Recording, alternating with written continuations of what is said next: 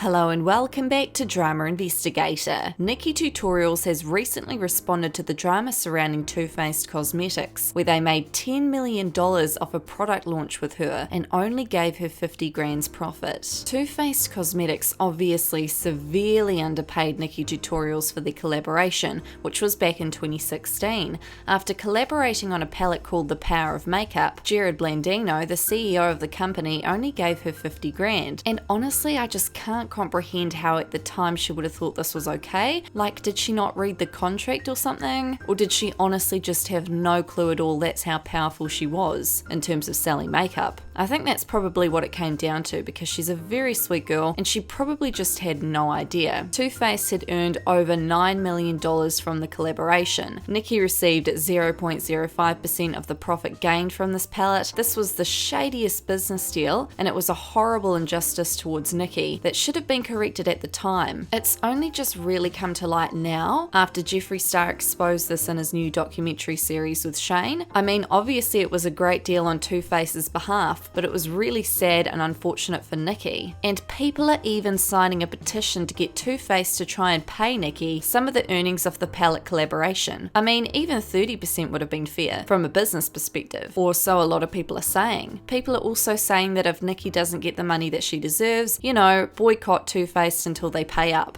People are petitioning not just for Nikkietutorials' sake, but because the beauty community, beauty lovers, viewers of beauty gurus, want to show big makeup companies to not only treat their customers with respect, but their own damn business partners. Well, Nikkietutorials had kept kind of quiet about the situation for a very long time, probably because she had signed a really big contract with the company and could probably get sued if she did speak out at the time. So yeah, she kept pretty quiet about the situation. Can't even imagine how she must have been feeling. That was until Jeffree Star exposed in the second episode of his documentary series with Shane Dawson that Nikkietutorials was in fact used by Too Faced Cosmetics, which also happens to be Jeffree Star's competitor. Now, Jeffree had even stated in the episode that he looked up to Too Faced for so long until the CEO made a comment about Jeffree's line being clown makeup. So obviously Jeffree was really hurt about this, as he used to always buy their products in high school, but now Too Faced are one of his competitors and they don't play nice, as we know. So this actually wasn't the first time Jeffree Star had exposed Too Faced for their shady deal with Nikkietutorials. Ages ago, back in 2017, Jeffree Star had kind of tweeted, not completely exposing what happened, but he had tweeted this: "Hey Jared Blandino, should I expose how shady you were with a Nikkietutorials contract? Or maybe save that for another day?" The only person who had reported on the drama at the time was Sanders Kennedy. Maybe people didn't find him a reliable source. I don't know, maybe that's why it didn't blow up as much as it has now, but he had said in a video at the time that Nikkie had only made approximately 50 grand from the collaboration. Nikkietutorials had never commented on the situation. That was until today. Nikkie was obviously getting bombarded with questions about what had happened. She was keeping pretty quiet amidst the drama, but she had finally responded on Twitter stating, "I signed my contract with Too Faced back then because I was naive and didn't know better. At the end of the day, I signed it. It's my own fault. But what I'll never forgive is that allegedly they changed the palette's quality behind my back. Thousands of negative reviews and I was clueless. I had to see all these negative reviews, which obviously would have reflected badly on her, while the palettes I had were outstanding. They lying in their videos to get views is what I was told. I don't care about the money, but I had to fight years to prove my authenticity and gain your trust again. Heartbreak emoji." Now, this situation is in the past. It was the biggest lesson I ever had to learn, but I'm glad it brought me so much knowledge. I am thankful to Ofra Cosmetics for showing me how it should be done. Glow babies, the future is bright. I have exciting things happening soon. And to any newer influencers about to get a collab, get a lawyer and triple check that shit. Hashtag lesson of the decade. What are your thoughts on this? Do you think Too Faced should still pay out Nikkie? Do you think if they did it would save their brand? Do you think if they don't, people will stop buying from them? I mean, they are a huge brand at the end of the day. They're sold everywhere, so it's hard to know, but this will definitely affect their sales. Now, I headed on over to Nikkietutorials' Instagram story, but the looks of things, it's not really affecting her personal life too much since this drama has been brought to light. She's more obsessed with hanging out with her fiance. In fact, she was talking about another drama in her Instagram story. People were apparently going off at Juvia's place for not releasing enough light shades allegedly, and Nikkie was like, "Oh, these people need to stop. Even the lightest shade was too light for her." Here's what she had to say. Anyways, I wanna... 50 meter de rotonde bij de eerste afslag verlaten naar Witswijk. Anyways, as I was saying, I am so excited, and you better shut your mouth. And I want to thank you for all the amazing comments on my JoJo Siwa look. I had so much fun with that video. I'm telling you, I'm bringing the heat for Halloween this year. Oh my god. Oh my god, I'm so lucky I'm engaged to you right now. Hi guys. Okay, I wanted to come on here because people have been asking me if I'm liking the new Juvia's Place Shade 6, which are launching today. So I saw a lot of comments, which was very interesting, that there weren't light enough shades. And I was like, there's a lot of light shades on the market, so I don't really see the problem here. But I'm here to assure you that the lightest shade in the collection is actually way too light for me. And you guys know that I am pale. So the lightest color, Tokyo. Let me show you real quick. Baby, it is light. Like, I can properly highlight with this, so just to let you know. So these are like a creamy, blendable, medium to full coverage stick. I like using these for like the ultimate full coverage. You guys know how I like it. I like putting these on first and then popping a liquid over top because makeup rules, we don't know them. And then I also like using these as like a base concealer, so like a stick concealer first to really warm up and then a liquid on top. These are really fun. You can contour with them. So in a little bit, I'm going to show you my favorite shades to highlight, my favorite shades to conceal, and to contour. Okay, I'm going to take you there.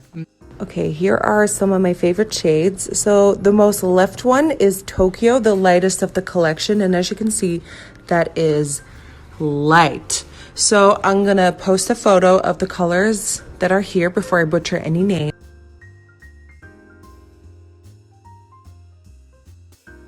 So just in case anybody was wondering what kind of shades I'm gravitating towards, I want you to know that these go up today. They are not as full coverage as the liquid foundation, but that was hardcore. So yeah, that is, I think, all you need to know about these. I think they're really, really fun. You'll be seeing them in videos very, very soon. And don't forget, if you want to save some money on Juvia's Place, use discount code Nikkie at checkout. Adding on from this drama, beauty gurus like Thomas Halbert had started to question whether influencers were being paid fairly from brands, which kind of leads on from earlier this year when Marlena Stell had exposed the truth about the beauty community, where she had complained that Mini MUA was going to charge her 60 grand for a product promotion on his YouTube channel of her brand Makeup Geek. She had exposed this on YouTube, and at the time everyone freaked out, but after viewers have realized what Nikkietutorials missed out on, they're now starting to think, oh crap, you know, some of these influencer fees and companies complaining about these fees, some of these influencers are really getting used the house. Thomas had tweeted, I hope the Shane/Jeffree series can explain why some influencers have the rates as high as they do. We are the reason these brands meet their quotas. We're a large part of why this industry is worth billions. I noticed when that 60k was thrown around, we all got crucified. Now all of a sudden it's pay influencers their worth. Fans had responded, didn't think about this. This is true AF. Makeup boomed after influencers started promoting makeup. I was already shocked at how much of a markup there was on products. I know everyone has to make profit, but 700% and brands still don't pay low-level employees and influencers well? That's insane to me. I think that's a little different though. It's one thing to get 50k for a collab of a physical item or several while the company is making millions, and another to get 60k to simply talk about the product on the channel. Paying an influencer their worth is definitely important, but Marlena Stell had responded to this stating, and for the record, so I'm not misunderstood, Thomas is right by saying influencers have been a massive part of the beauty industry growth. That's why the industry has blown up for the last 5 years. That's a great thing. If 50k brings in 50k sales or even 100k sales, that's also a rip in reverse. The issue is, it's hard to gauge with flat rates because the ROI can vary greatly from person to person, and keeping both companies and influencers happy is a hard balance. At the end of the day, everyone wants to make money, so when it's good, it's great. When things fall flat, no one is happy. And with fast changes in the beauty market, no one can predict what will continue to work and what won't. A fan had responded, I don't mind seeing someone get paid to create a palette and have their name all over it. Paying someone 60 grand to mention your product is hard to swallow. What about the smaller brands that can't swing that? Marlena had also stated, the public has never felt influencers shouldn't be paid. It was about the honesty. And collabs are different from a mention in a video. Your name on a collab is an extension of your personal brand. Much more involvement and work is required, so payment should reflect that. Another fan had replied, but why did you say 60k?